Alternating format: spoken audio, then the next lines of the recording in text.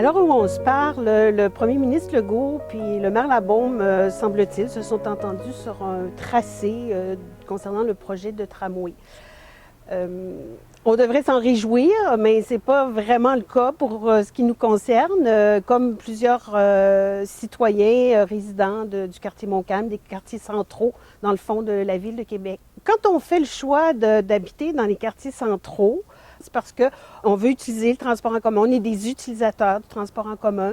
On utilise le vélo, on marche. On choisit d'habiter ici parce que nos lieux de travail sont à proximité, nos lieux de loisirs, les commerces sont à proximité. Donc, un projet de transport structurant, a priori, on a préjugé favorable pour ça. Alors, c'est donc avec beaucoup d'intérêt, évidemment, qu'on a suivi les travaux du BAP au cours de l'été. Et puis là, tout à coup, on a eu des surprises. En fait, on s'est rendu compte qu'on ne connaissait rien de ce projet. Le BAP nous a appris, entre autres, qu'on allait abattre des centaines d'arbres, entre autres sur le boulevard René-Lévesque, mais pas seulement sur le boulevard René-Lévesque. On nous a appris également, en fait, le BAP a insisté pour avoir la carte des expropriations parce que ça voulait dire que des résidents allaient être expropriés. On a aussi appris que finalement le tramway allait être sur une plateforme, en fait, qui allait consister à couper les quartiers en deux, ce qui allait induire, dans le fond, une circulation de transit importante. J'ai lu quelque part de l'ordre de 65% de plus. Donc, c'est un peu avec consternation qu'on a suivi tout ça, puis qu'on s'est mis à se poser des questions sur notre sort. Parallèlement à ça, la ville a commencé à nous approcher, d'abord par téléphone. C'était à peu près dans les mêmes temps, juin, juillet ou dans ces eaux-là, pour nous dire qu'on allait peut-être être expropriés, d'abord au téléphone.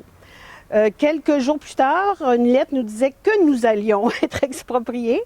Et dans le premier paragraphe de cette lettre, le dernier nous disait, vous avez reçu les informations concernant la méthode de négociation gré à gré, la procédure d'expropriation.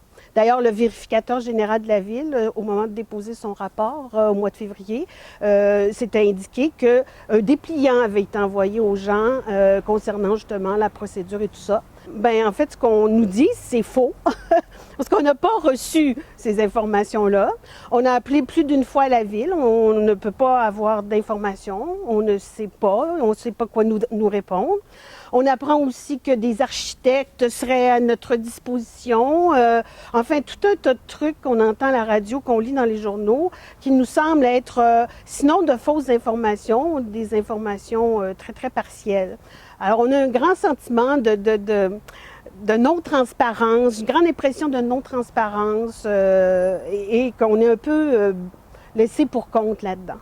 Alors nous, on est un peu, en fait, un peu désemparés, je dirais. On ne sait pas trop là, qu'est-ce qui nous pend au-dessus de la tête, qu'est-ce qui va nous arriver, est-ce qu'on part, est-ce qu'on reste, ça va être quoi, dans quelles conditions, les travaux vont durer combien de temps, le bruit incessant pendant de longues heures, on ne pourra pas endurer ça, c'est certain, là. Alors voilà, on aimerait avoir des réponses à nos questions. Bon, tout ce qu'on demande, c'est d'adhérer à un beau projet.